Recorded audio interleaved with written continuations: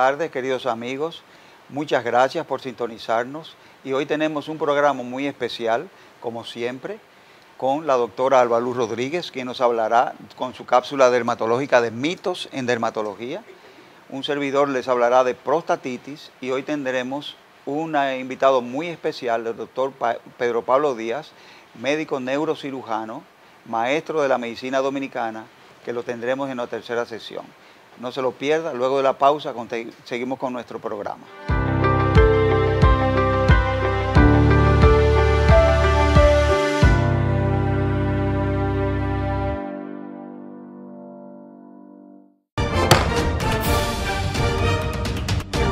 La Cámara de Diputados dejó abierta este lunes la segunda legislatura ordinaria. Alfredo Pacheco fue juramentado para presidirla por un segundo periodo, 2021-2022, además del bufete directivo integrado por Elfani Méndez, vicepresidenta, y los secretarios Nelsa Soraya Suárez y Agustín Burgos. Al agradecer a Dios y a los legisladores que lo reeligieron, Pacheco adelantó que su compromiso es continuar apoyando leyes para el desarrollo del país y cumplir con el mandato de fiscalizar los demás poderes del Estado. Citó proyectos como el teletrabajo, código electoral, primer empleo, estimulación a la inversión, código civil, el de aguas y la reforma a la Ley de Seguridad Social. Más tarde, una comisión de diputados encabezada por Pacheco visitó el Centro de Operaciones de Emergencias COE. Se puso a disposición de su director Juan Manuel Méndez para las acciones de emergencias ante el paso de la depresión Grace. Cámara de Diputados de la República Dominicana. En Banreservas apoyamos la voluntad de quienes trabajan para ofrecer un turismo seguro. Por eso brindamos soluciones que impulsan el crecimiento de nuestro turismo como una de las principales fuentes de ingresos para nuestro país. Banreservas, 80 años siendo el banco de todos los dominicanos.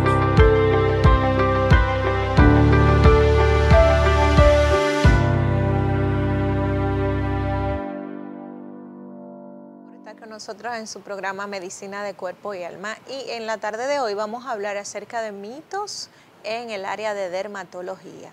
Como bien sabemos, los mitos son falsas creencias que tenemos muchas veces desde nuestro crecimiento, que escuchamos, que leemos, que la gente nos dice, pero que realmente no son ciertos. En el día de hoy voy a hablarles acerca de lo que nosotros denominamos eczema disidrótico y que la gente piensa que son lesiones producidas porque tienen el ácido úrico elevado. Nosotros vemos que la población, pues cuando se presenta esta dermatosis en las manos o en los pies, suele relacionarla a que o comió tomate, algún alimento o que tiene el ácido úrico. E inclusive la gente suele decir, no, porque tú sufres de ácido úrico, porque se presentan estas lesiones. Pero realmente en el día de hoy vamos a hablar acerca del eczema disidrótico, que realmente no es causado por el ácido úrico.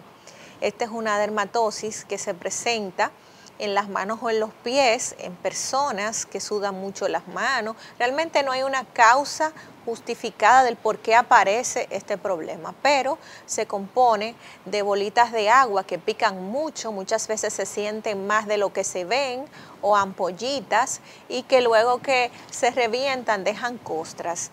Puede verse en los dedos de las manos o en los pies. Hay personas que sufren de estos brotes, de esta dermatosis, 2, 3, 4 veces al año.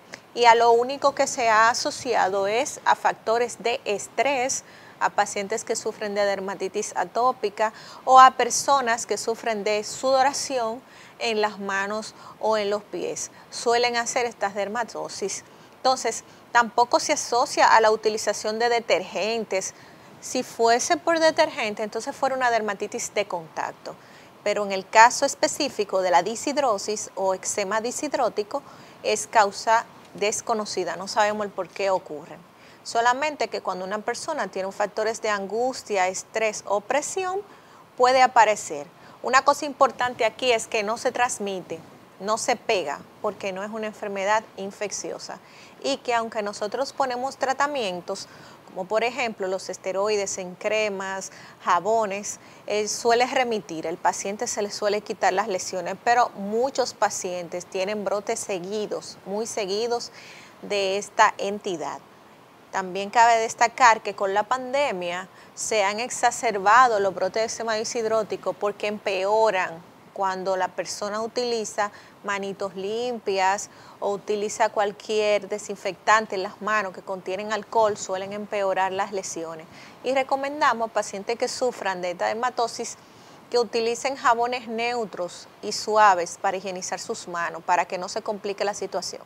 Otra cosa es que cuando presenten el eczema, es bueno utilizar guantes para realizar sus quehaceres domésticos como fregar y lavar, para no exponer las manos y que las cosas se empeoren. Porque si bien no es causa el detergente de las lesiones, sí empeoran cuando nosotros tenemos las manos con el eczema, ponerlo en contacto con detergentes o con químicos, porque se agrava entonces la situación.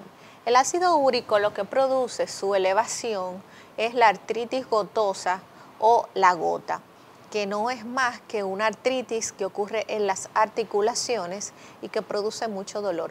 Realmente estas lesiones no son causadas por ácido úrico, no hay que mandarle al paciente a chequear los niveles de ácido úrico por las bolitas que salen en las manos, sino que lo que tenemos que hacer es visitar un dermatólogo para hacer un correcto diagnóstico y un buen manejo de esta situación.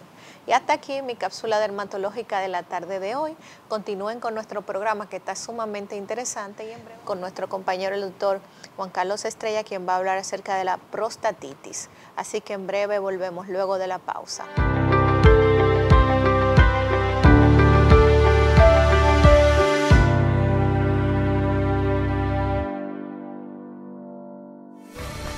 En Banreservas apoyamos la voluntad de quienes trabajan para ofrecer un turismo seguro.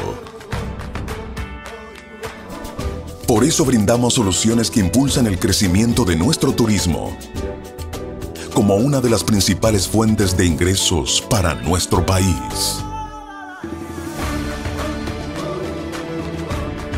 Banreservas, 80 años siendo el banco de todos los dominicanos. La Cámara de Diputados dejó abierta este lunes la segunda legislatura ordinaria.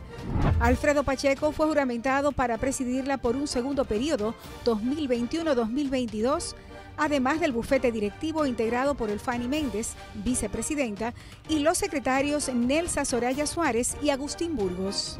Al agradecer a Dios y a los legisladores que lo reeligieron, Pacheco adelantó que su compromiso es continuar apoyando leyes para el desarrollo del país y cumplir con el mandato de fiscalizar los demás poderes del Estado.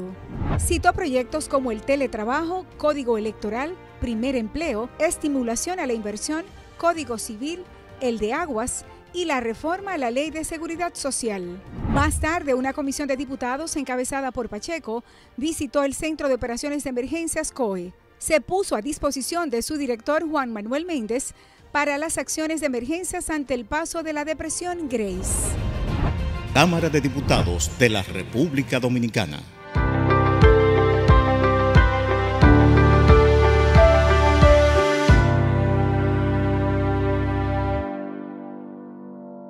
Queridos amigos, y prosiguiendo con el contenido de nuestro programa, hoy con nuestra cápsula urológica hablaremos acerca de la prostatitis. ¿Qué es una prostatitis? Una prostatitis, traducido, viene de las dos raíces griegas, de próstata y itis, que quiere decir inflamación de la próstata. Esto no significa de por sí que haya un aumento de tamaño de la glándula prostática, ya que este crecimiento irreversible que ocurre con los años es la hiperplasia, que será un contenido de una cápsula urológica en los próximos días. Hoy trataremos la prostatitis. Es una inflamación interna, es un cuadro histopatológico en la que hay una inflamación interna con un exudado y una invasión de células blancas que van a corregir el problema. Y por eso es que se forma la inflamación. La prostatitis se divide en 4 tipos. Tenemos la prostatitis aguda bacteriana, como su nombre lo dice, es infecciosa. Tenemos la prostatitis crónica bacteriana. Tenemos la prostatitis crónica no bacteriana y tenemos la prostatitis crónica asintomática. Iremos desarrollando cada uno de los temas. En la prostatitis aguda es bastante conocida. Los pacientes acuden al médico o a las clínicas con una gran sintomatología aguda, un gran dolor al orinar, una frecuencia urinaria, una astranguria, es decir, dolor al final de la orina, con o sin expulsión de sangre, fiebre, ataque al estado general, que puede llegar incluso a una sepsis si el cuadro es intenso, si el paciente tiene otras comorbilidades, si no es tratada a tiempo y debidamente. Puede ser causada primero por una infección urinaria que teníamos, una cistitis, una uretritis, y que por alguna razón se ha convertido en una prostatitis aguda. Después de procedimientos urológicos, instrumentaciones, sondajes, citoscopías, cirugías recientes de próstata, y puede llegar a atacar el estado general. Es muy sencillo el diagnóstico, aunque se deben descartar otras causas, se hace sonografía, cultivo de orina, análisis generales, y se trata con antibióticos, analgésicos, alfa bloqueadores, como conocemos la tansulosina, y reposo del paciente, y el paciente mejora sin ningún inconveniente la mayoría de las veces. Tenemos la prostatitis crónica bacteriana. ¿Qué es prostatitis crónica bacteriana? Bueno, cuando existe una prostatitis de origen, de inicio insidioso, paulatino, crónico, el paciente no se presenta con grandes síntomas, sino eso más bien es una molestia crónica al orinar, al eyacular, una molestia que puede haber una descarga purulenta por la uretra, puede haber malestar pélvico y perineal, dolor escrotal, dolor testicular, dolor epididimario, y hasta se puede llegar a complicar con una epididimitis. Es un cuadro crónico, generalmente con recidivas y relapsos, es decir, que esos síntomas van y vienen y se agravan con ciertas cosas. Hablaremos luego de estas teorías acerca de las prostatitis crónicas, pero una prostatitis crónica siempre se cultiva en la orina o en el cultivo de semen un germen, y generalmente responden muy bien con alfa-adrenérgicos, es decir, tansulosina, antibióticos que deben ser dados por un periodo prolongado de tiempo, 2 a 3 hasta 4 semanas, y los pacientes mejoran, pero siempre se mantienen en ese relapso y una recurrencia. Tenemos por otro lado la prostatitis crónica abacteriana. ¿Qué quiere decir eso? Que por más análisis que usted haga, no se logra identificar en estos pacientes ningún tipo de germen o microbio. Se le llama síndrome de dolor pélvico crónico y está asociado a veces a problemas neurológicos, problemas psicológicos que tienen los pacientes. Hay muchas teorías, como hablamos, de por qué sucede esta prostatitis.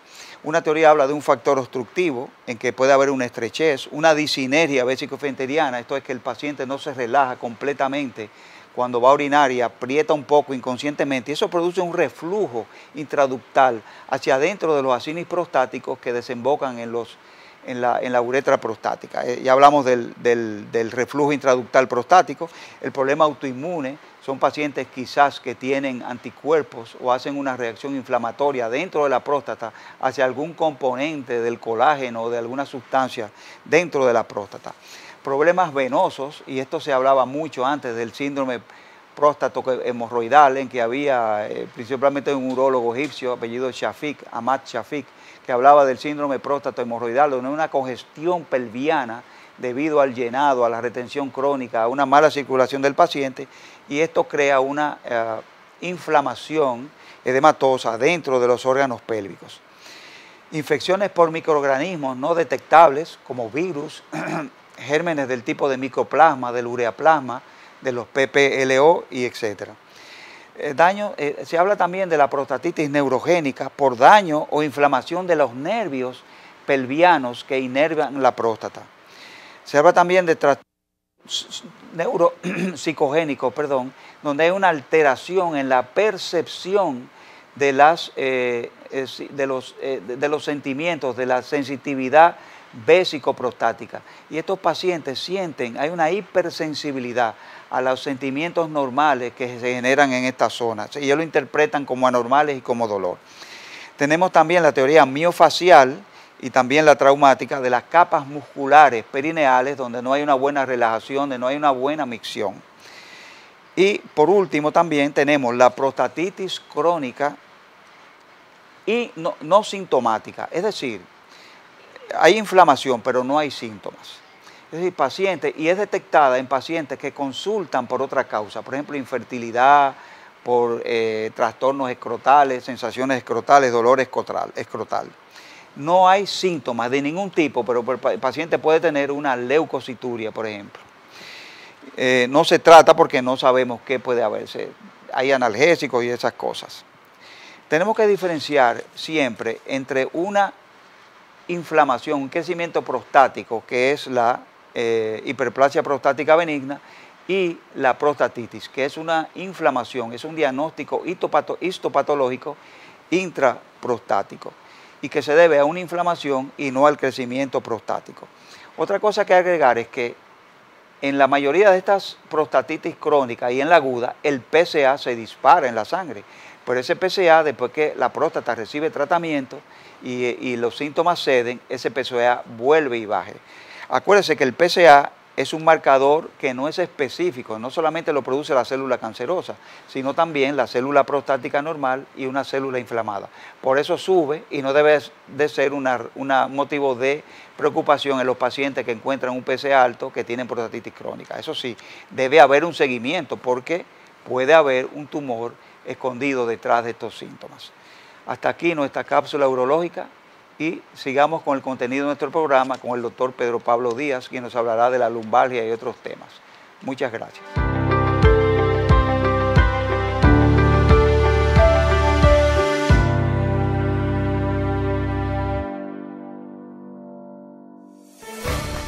En Banreservas apoyamos la voluntad de quienes trabajan para ofrecer un turismo seguro. Por eso brindamos soluciones que impulsan el crecimiento de nuestro turismo como una de las principales fuentes de ingresos para nuestro país. Banreservas, 80 años siendo el banco de todos los dominicanos. La Cámara de Diputados dejó abierta este lunes la segunda legislatura ordinaria. Alfredo Pacheco fue juramentado para presidirla por un segundo periodo, 2021-2022, además del bufete directivo integrado por Elfani Méndez, vicepresidenta, y los secretarios Nelsa Soraya Suárez y Agustín Burgos. Al agradecer a Dios y a los legisladores que lo reeligieron, Pacheco adelantó que su compromiso es continuar apoyando leyes para el desarrollo del país y cumplir con el mandato de fiscalizar los demás poderes del Estado. Citó proyectos como el teletrabajo, código electoral, primer empleo, estimulación a la inversión, código civil, el de aguas y la reforma a la Ley de Seguridad Social. Más tarde, una comisión de diputados encabezada por Pacheco visitó el Centro de Operaciones de Emergencias COE. Se puso a disposición de su director Juan Manuel Méndez para las acciones de emergencias ante el paso de la depresión Grace. Cámara de Diputados de la República Dominicana.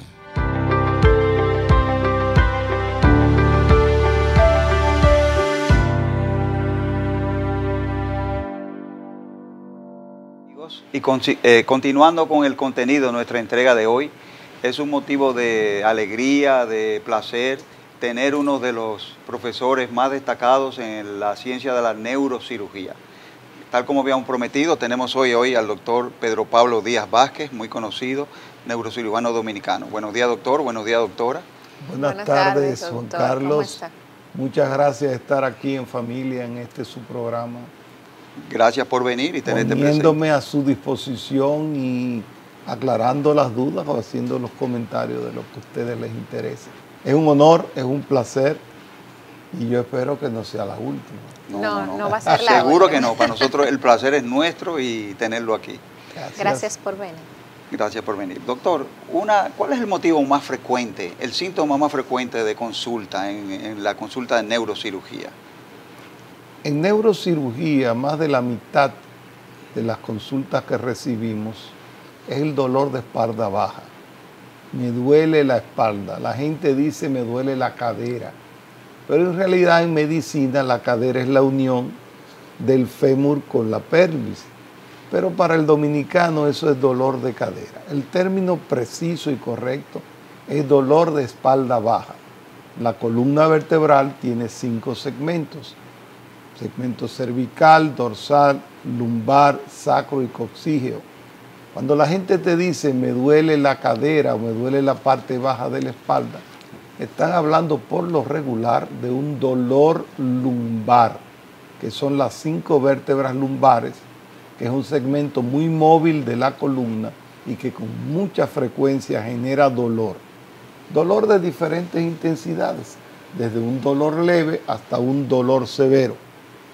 Utilizamos lo que se llama la escala análoga del dolor y su médico le pregunta, en una escala del 0 al 10, donde el 0 es nada de dolor, porque 0 es nada, y 10 es el dolor más intenso que usted pueda sentir, ¿en qué nota, en qué número está su dolor? Así tenemos una orientación, porque la gente siente su dolor como solo ellos lo sienten. Y así, lo que para un hombre es un dolor 8, para una mujer puede ser un 3 o 4, porque es sabido que las hembras tienen mayor tolerancia al dolor por aquella naturaleza del dolor mensual y por aquella naturaleza de que no somos iguales hembras y varones. ¿Aguantamos más las mujeres, doctor? Muchísimo más, está demostrado. Hay más equilibrio emocional, hay más resistencia al dolor físico y lo ven de otra manera, porque crecieron acostumbradas a eso. Al dolor, sí, cómo no. Ahora, ¿qué puede doler en la región lumbar? Muchísimas cosas. Lo más frecuente es que no sea una hernia discal. Puede ser dolor miofacial, es decir, dolor del músculo y de las aponeurosis. Eso está muy de moda ahora. Puede ser dolor de origen renal, de origen urológico, piedra en los riñones, procesos infecciosos, etcétera, etcétera. Duelen las articulaciones porque las vértebras son huesos cortos que se unen unos con los otros y a veces las articulaciones causan dolor. Puede ser dolor de una hernia discal o puede ser dolor de origen discal, porque entre una vértebra y otra tenemos un cojín, un bushing, que te acomoda el movimiento y ese disco tiene nervios en su estructura. Eso provoca dolor. Entonces cualquiera de esas cosas, en sentido general, puede causar dolor. ¿Cómo sabemos cuál es el origen? La más interesante, la más creíble, la más importante de todas las armas que tiene un médico para afrontar un dolor es la historia clínica. Ahí vamos a la historia clínica. ¿Cómo te empezó ese dolor? Bueno, yo estaba recostado y vi un dolor como si fuera un trueno en un cielo estrellado. No es una hernia discal.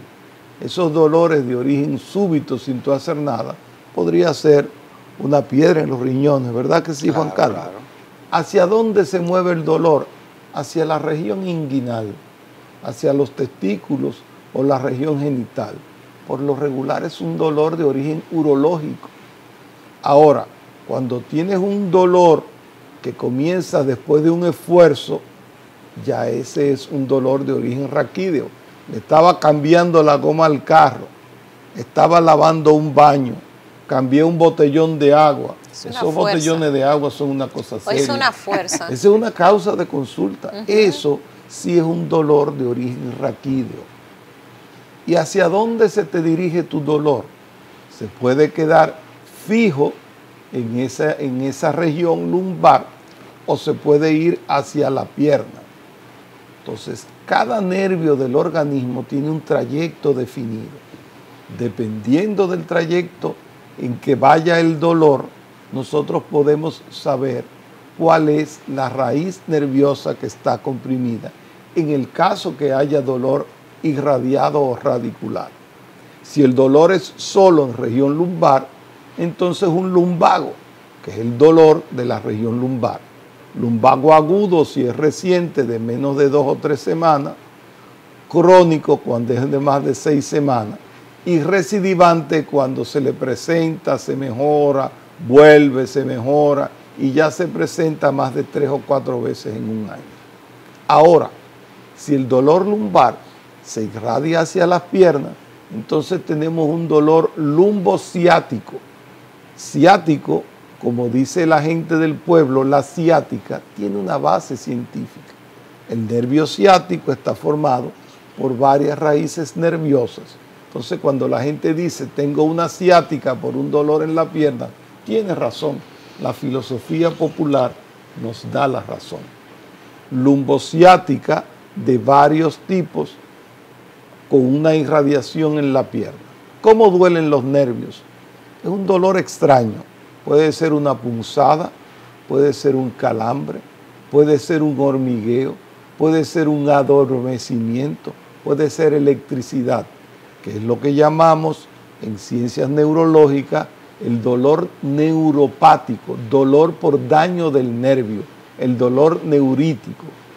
No quisiera que nadie se recordara, pero el mejor ejemplo es el dolor de muelas, porque es un dolor por el nervio, igual que la neuralgia trigeminal. Los nervios tienen una forma de dolor. Entonces, dependiendo del trayecto de ese dolor, su médico entrevistador sabrá de lo que estamos hablando. Si el dolor va de la región lumbar hasta la cara anterior del muslo, entonces tenemos una lumbocruralgia, que es el dolor por irritación de la cuarta raíz nerviosa que nace entre la tercera y cuarta vértebra lumbar. Porque el problema no es necesariamente de la pierna, sino que viene de la parte Aunque de arriba. duela más la pierna, es un No de dolor ahí. que se refiere a la pierna. Gracias, doctor. Si el dolor va desde la región lumbar hasta la parte posterior del muslo, hasta la parte anteroexterna de la pierna y hasta el dorso del pie y el dedo grueso, entonces una ciática L5 que toca la quinta raíz lumbar, que va a nacer entre la cuarta y la quinta vértebra lumbar. Si el dolor va desde la región lumbar hasta la narga, hasta la cara posterior de la pierna, hasta la cara posterior del muslo, hasta la planta del pie y hasta el dedo pequeño, entonces una ciática S1, primera sacra, que va entre la quinta lumbar y la primera vértebra sacra. Pero eso no es así. Aquí se lo estoy pintando como en una caricatura. Ese es el dolor perfecto. No se siente la sintomatología completa.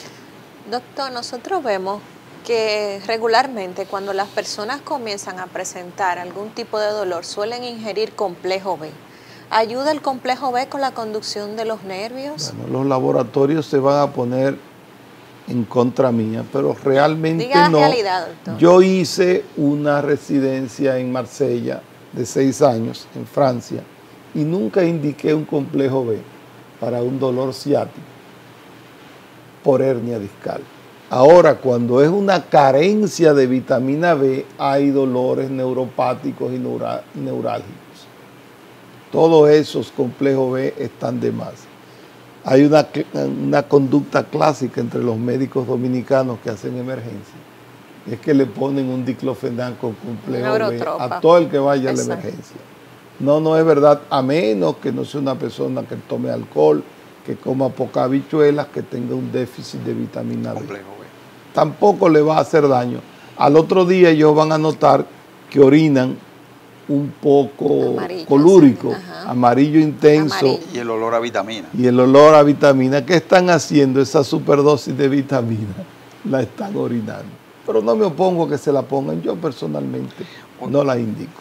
Otra sustancia muy usada en estos casos es la dexametasona. Vemos que muchos de esos compuestos también traen dexametasonas y relajantes musculares.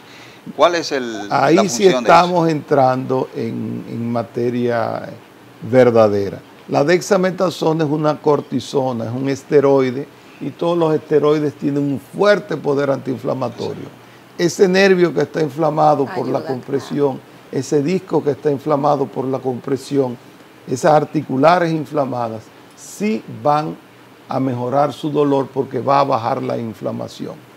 Doctor, en el caso estuvimos hablando acerca de las lumbalgias y dentro de esta usted mencionó la hernia discal. ¿Cuál es la característica del dolor de una persona que tiene una hernia discal? A diferencia de una ciática. ¿Cómo no? ¿Cómo no? son amigas, son prima hermanas, se asocian. La lumbociática tiene dolor lumbar y tiene dolor en la pierna. Ahora bien, cuando hay una verdadera hernia discal, hay unas características que son muy claras. Número 1, el dolor de la hernia discal es insoportable. Número 2, mejora con el reposo. Número 3, se agrava con los esfuerzos físicos, muchos de ellos con la tos, con la defecación, con la posición en bipedestación o de pie.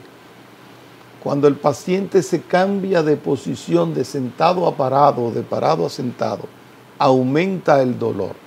Cuando el disco está excluido, el dolor aumenta y es más importante en la pierna que en la región lumbar. La evolución típica es la siguiente. Hice un esfuerzo, me dio un gran dolor en la espalda y a los 2 o 3 días me comenzó a doler la pierna. El gran dolor de la espalda es cuando se rompe el ánulus fibroso, el anillo fibroso, sale el disco, y el dolor en la pierna es cuando ese disco que se movió de sitio está comprimiendo la raíz nerviosa y el dolor se va a la pierna.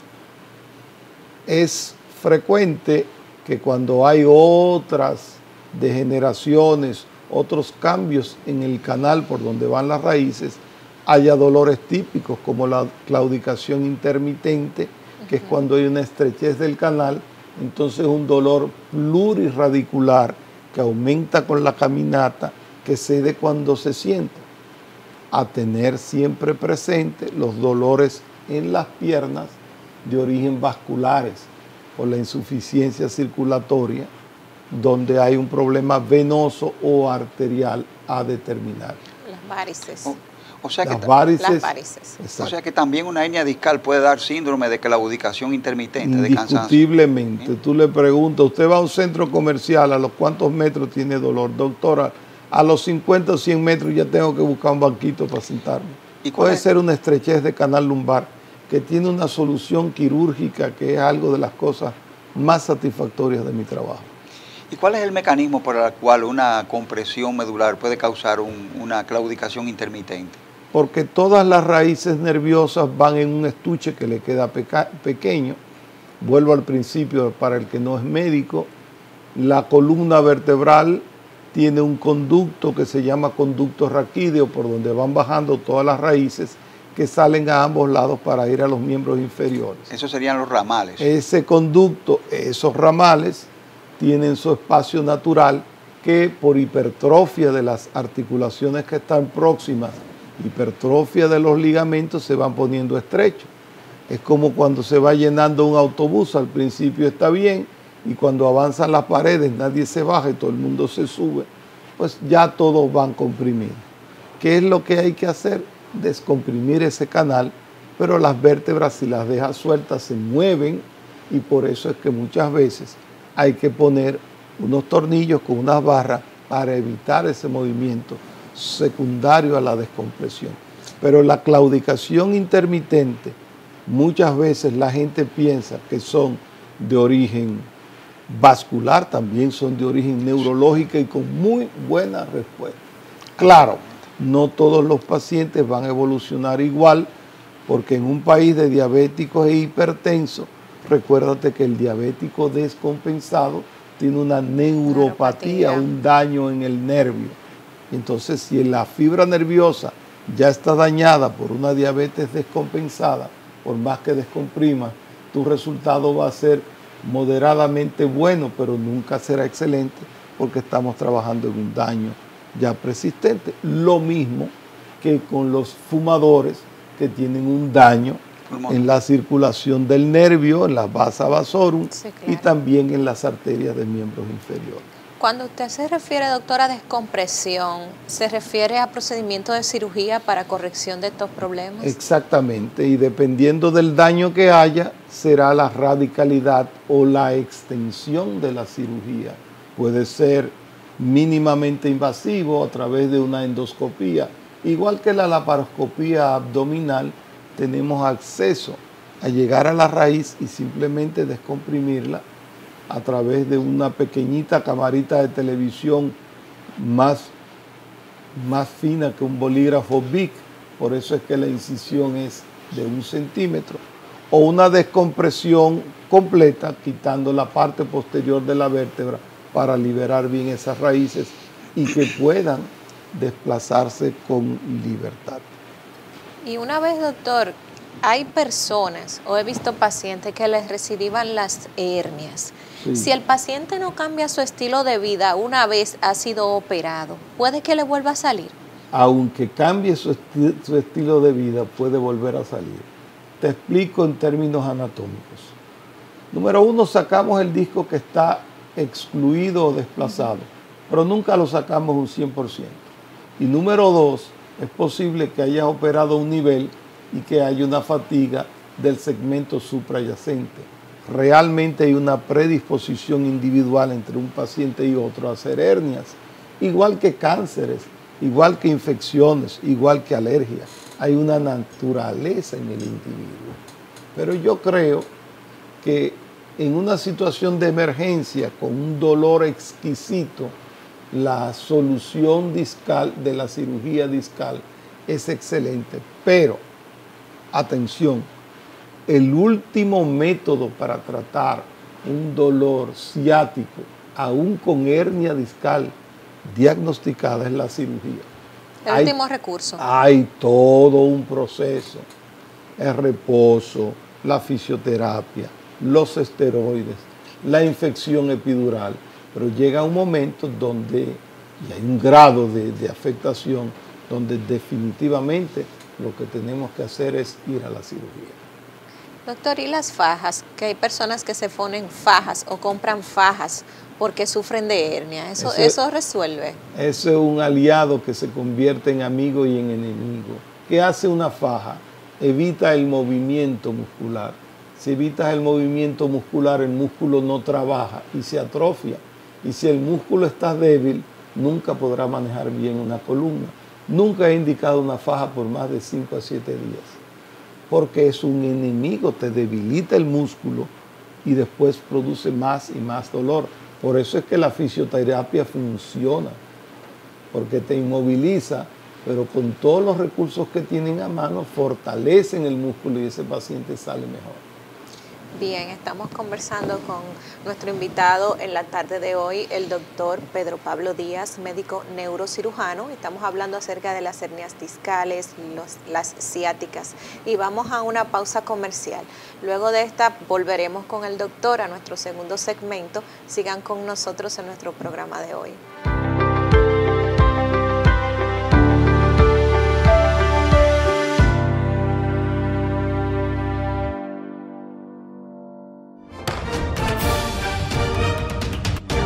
La Cámara de Diputados dejó abierta este lunes la segunda legislatura ordinaria. Alfredo Pacheco fue juramentado para presidirla por un segundo periodo, 2021-2022, además del bufete directivo integrado por Elfani Méndez, vicepresidenta, y los secretarios Nelsa Soraya Suárez y Agustín Burgos. Al agradecer a Dios y a los legisladores que lo reeligieron, Pacheco adelantó que su compromiso es continuar apoyando leyes para el desarrollo del país y cumplir con el mandato de fiscalizar los demás poderes del Estado.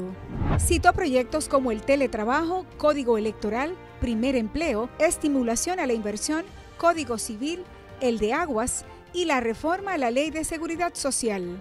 Más tarde, una comisión de diputados encabezada por Pacheco visitó el Centro de Operaciones de Emergencias COE. Se puso a disposición de su director Juan Manuel Méndez para las acciones de emergencias ante el paso de la depresión Grace.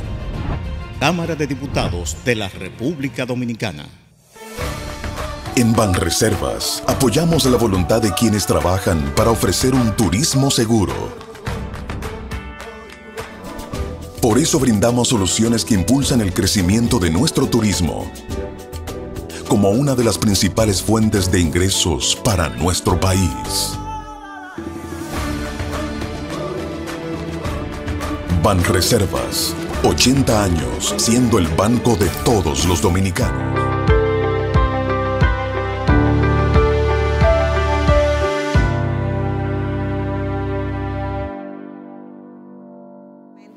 espacio en Medicina de Cuerpo y Alma y estamos conversando con el doctor Pedro Pablo Díaz, médico neurocirujano, acerca de diferentes afecciones que involucran esta rama de la medicina.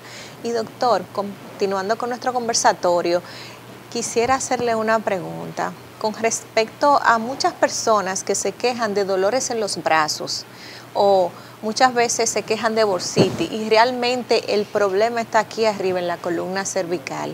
En estos casos, ¿cuáles serían las manifestaciones de una hernia más hacia arriba de la región lumbar, en el caso de la columna cervical? Mira, la columna vertebral es un solo órgano dividido en 5 segmentos: cervical, dorsal, lumbar, sacro y coxígeo. Es el mismo principio. Entre una vértebra y otra hay un disco intervertebral.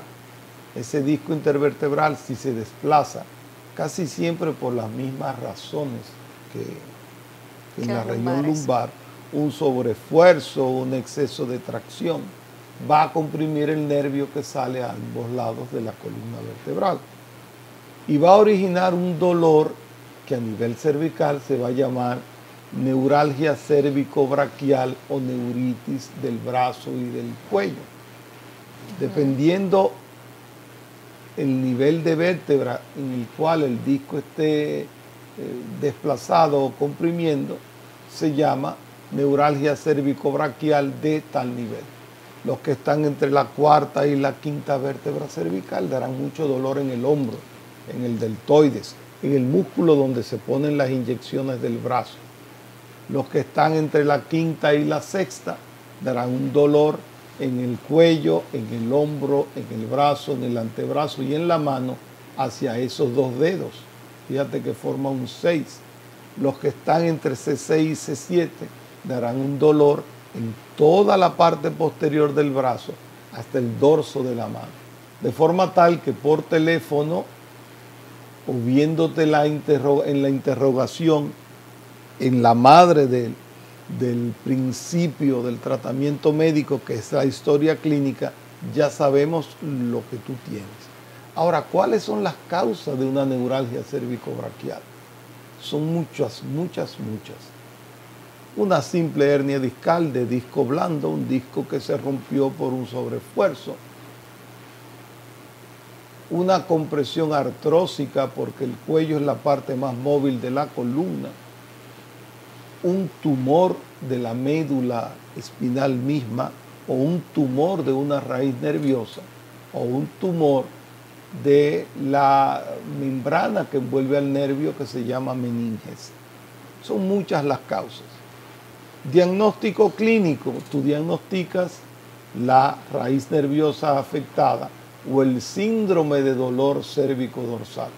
Hay un dolor típico que muchos pacientes lo dicen al inicio y otros lo dicen al interrogatorio. ¿Dónde más te duele? Es el dolor en el omóplato. Cuando ustedes vean una persona con dolor en el cuello y dolor en el omóplato, ¿qué el hueso de aquí? El hueso de atrás. Detrás de la paleta, le dicen los hombres. Atrás. La paletilla, que en los corderos es muy buena. Los pulmones, le dicen la gente. Exacto. Ese dolor es la raíz cervical posterior que molesta y es típico y es indicación de irritación del ligamento vertebral común posterior. Ahora bien, establezcamos una escala de dolor. Por lo regular, la gente no duerme con una neuralgia cérvico-braquial. Aumenta con los movimientos la tos y el estornudo. Por eso ves que le ponen un collar cervical. El collar evita que se mueva el cuello y al evitar que se mueva el cuello, pues ya la raíz comprimida se mueve menos y duele menos. Mejora con los mecanismos de tracción. De tracción, sí. Que en la particular a mí no me gustan mucho porque tú no sabes si el disco que está roto se va a desplazar. Si el fisiatra es bueno, es posible que lo haga con alguna solución transitoria. Ahora bien, la diferencia entre el síndrome cervical y el síndrome lumbar es que en el cuello tenemos la médula espinal cervical. Y aparte de comprimir la hernia, raíces nerviosas, también puede comprimir la médula. ¿Qué es la médula? Es la parte del sistema nervioso contenida en el conducto raquídeo, en la columna vertebral. La continuación del cerebro. Es la continuación del cerebro mismo. Está el puente. Si esa médula espinal se comprime, entonces podemos tener un daño medular que se traducirá en pérdida de fuerza en brazos y en piernas de diferentes grados, desde una simple paresia o pérdida de fuerza hasta una cuadriparesia, cuadri de 4, cuadriplegia de 4 miembros con una parálisis total. Por eso es que las hernias cervicales son muchísimo más peligrosas, delicadas, finas que las lumbares, porque yo no conozco a nadie operado de una hernia lumbar paralizado. En las hernias cervicales sí hay ese.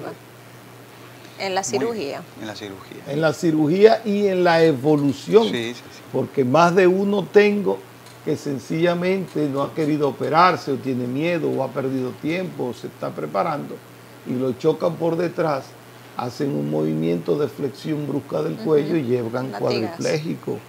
O podría ser que se caigan en el baño, como le pasó hace 15 o 20 años a una querida paciente que logró recuperar. Entonces, es más delicado, porque ahí la lesión y la secuela puede ser severa. Doctor, la gente también habla de las hernias intracraneales, las hernias cerebrales, que también mencionan el síndrome de Arnold-Chiari. Cuando uno era estudiante son patologías que llaman mucho la atención. Mira, una hernia en medicina es la salida de un tejido a través de una parte estrechada. Una hernia es sencillamente eso, y dependiendo de dónde esté le ponemos el apellido. La parte posterior del cerebro, o romboencéfalo o cerebro posterior, está en una parte estrecha del cráneo que se llama la fosa posterior, donde va a estar el tallo cerebral y el cerebelo. Y eso se comunica con el conducto raquídeo.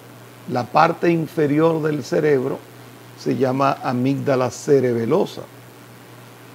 Cuando por alguna malformación congénita esas amígdalas se colocan dentro del agujero cervical, va a comprimir la parte bajita del tallo cerebral y da un síndrome característico, dolor de cabeza a la tos, cuadriparesis, calambres, hormigueos, y entonces un síndrome importante porque el bulbo, que es la parte del cerebro con la que respiramos, está comprimida.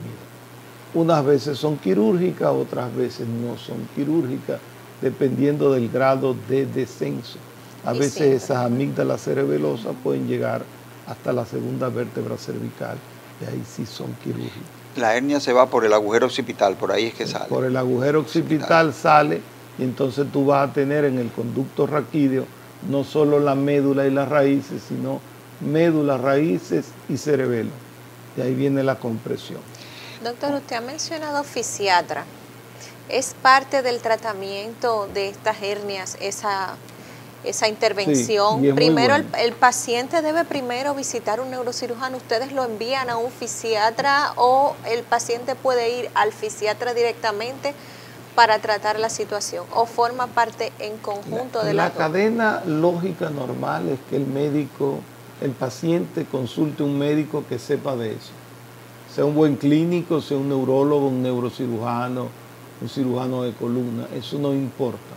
El problema es que esté orientado y entonces que vaya directamente al fisiatra, que conoce muy bien la patología, pero casi nunca, a menos que no sea un caso conocido, están el fisiatra en primera línea, casi nunca. Siempre es bueno entonces visitar a un buen médico, no un neurocirujano, tiene que ser hasta un buen dermatólogo con conocimiento de la patología lumbar, lumbociática.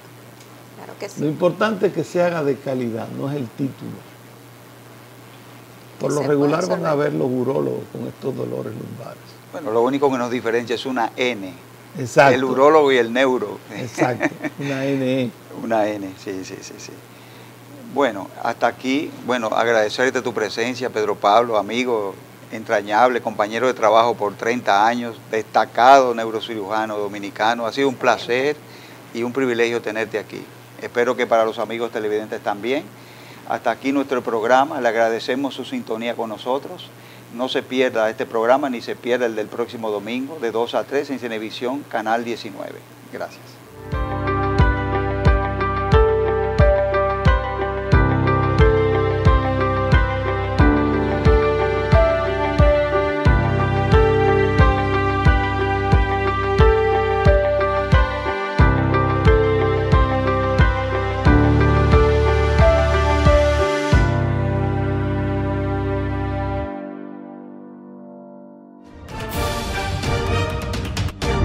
La Cámara de Diputados dejó abierta este lunes la segunda legislatura ordinaria.